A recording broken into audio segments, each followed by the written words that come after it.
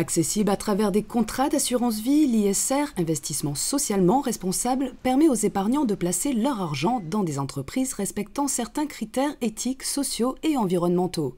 Une nouvelle façon d'investir qui séduit de plus en plus. L'ISR se porte, ma foi, plutôt bien. Les statistiques 2012 viennent de sortir, donc la progression en France est de 29%, pour arriver à un total de 149 milliards d'euros de fonds gérés de façon socialement responsable. Alors, certes, c'est un peu moins rapide que de 2011 à 2012 où la progression avait été de 69%, mais on reste sur des développements qui feraient rêver les gérants traditionnels. Une façon d'investir donc différente, mais finalement rapporte-t-elle autant qu'un contrat d'assurance vie classique? Ça rapporte un supplément d'âme, je dirais.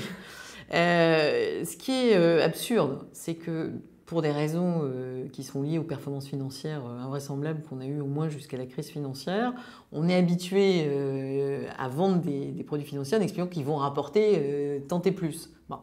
On voit bien que les mécanismes mis en place pour que ça rapporte tant et plus, surtout dans des pays où la croissance est quasi nulle, ça devient très compliqué.